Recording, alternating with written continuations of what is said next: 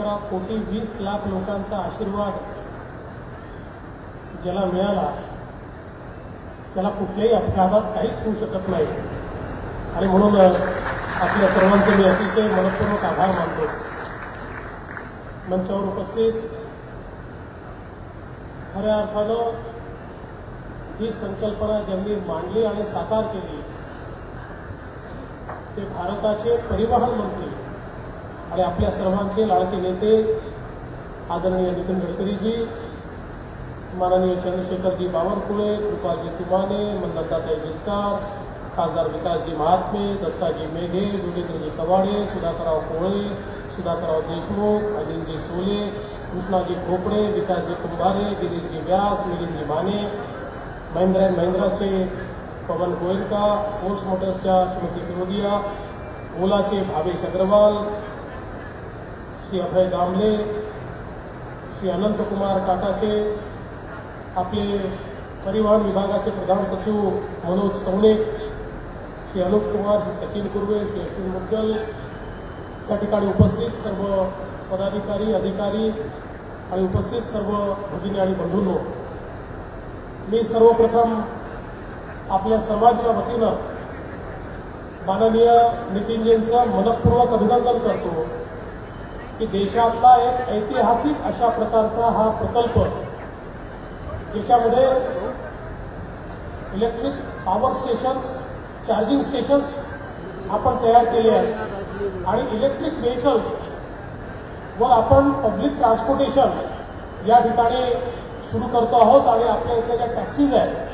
त्या आता इलेक्ट्रिकवर या ठिकाणी धावणार आहेत. मोठ्या प्रमाणात प्रदूषण कमी करणारा हा देशातला पहिला प्रयोग नागपूरमध्ये सुरू झाला, त्याबद्दल नितीनजींचं मनपूर्वक अभिनंदन. भारत सरकार को और हमारे लाडले प्रधानमंत्री मोदी जी की सरकार को 3 साल आज पूरे हो रहे हैं और इन 3 वर्षों की इस सालगिरह पर हमारे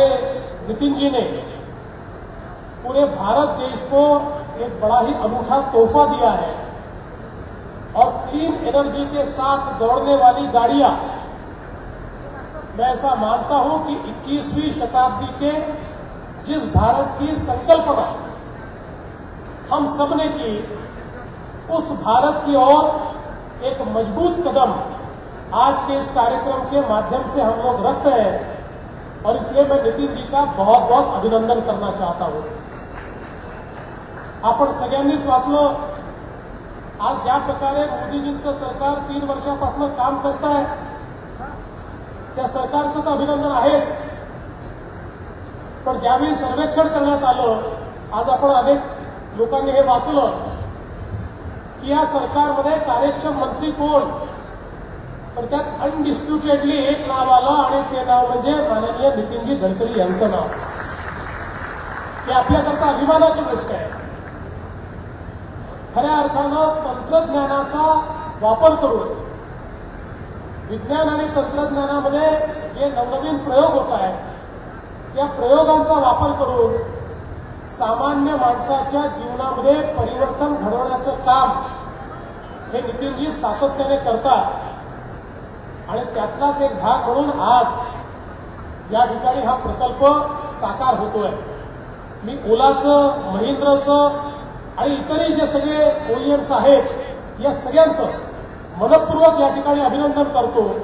की ही जी पार्टनरशिप त्यांनी तयार केली आहे याच्यामुळे सामान्य माणसाला फायदा होईल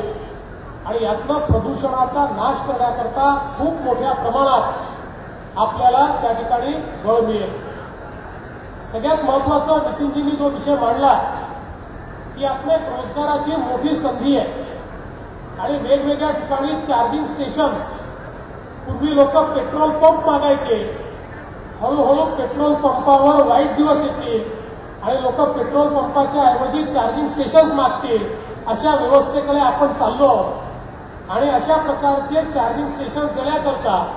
नितीनजींनी सूचना केल्याप्रमाणे महाराष्ट्र सरकार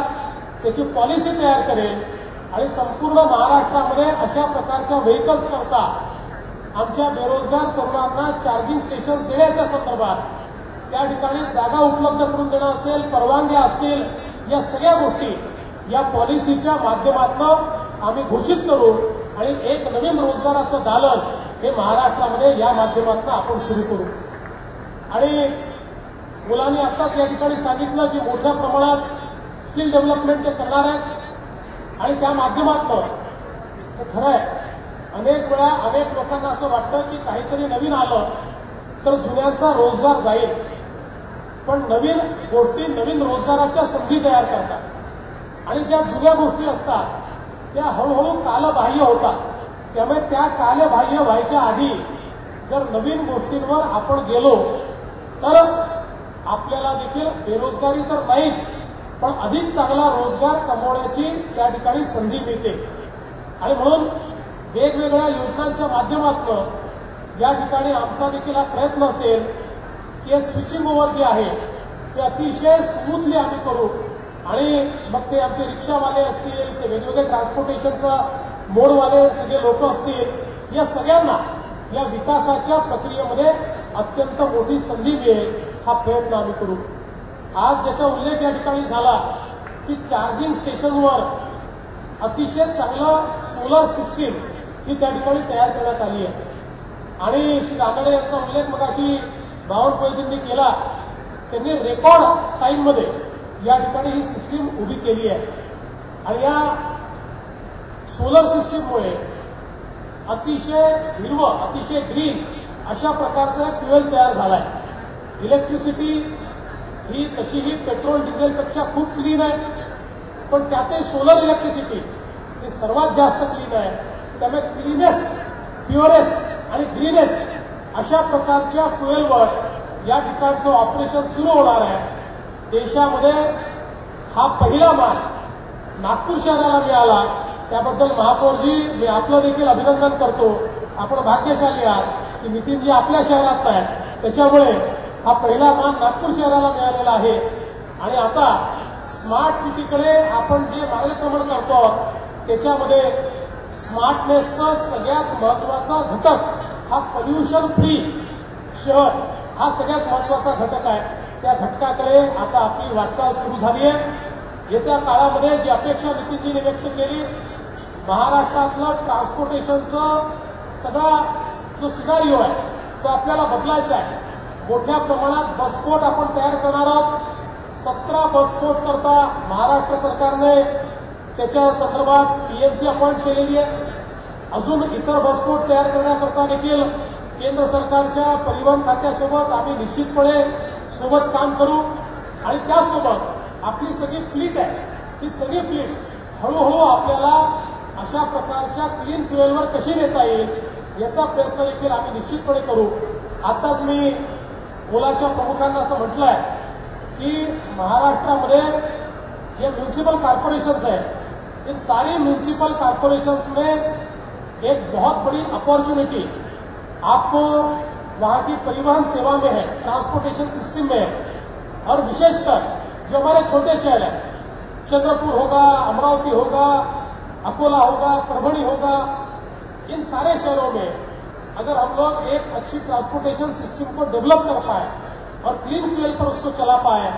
तो एक नया बिजनेस मॉडल भी तैयार होगा और शहर वासियों को भी उसका फायदा होगा. मैं विश्वास के साथ कहता हूं उन्होंने इस बात को बहुत अच्छे तरीके से उसमें हामी भी भरी है और मैं विश्वास के साथ ये मानता हूं कि आने वाले दिनों में ऐसी नई नई अपॉर्चुनिटीज हमको मिलेगी और हम ये सारा चित्र बदलेंगे. फिर एक बार हमारे देश की मोदी जी की सरकार को, माननीय नितिन जी को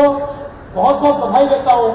और 3 साल पूरे होने पर इससे अच्छा कार्यक्रम दूसरा कोई नहीं हो सकता. इसलिए नागपुर शहर वासियों की ओर से ये तोहफा नितिन जी आपने हमको दिया, इसलिए आपका आभार व्यक्त करता हूं. धन्यवाद. जय हिंद.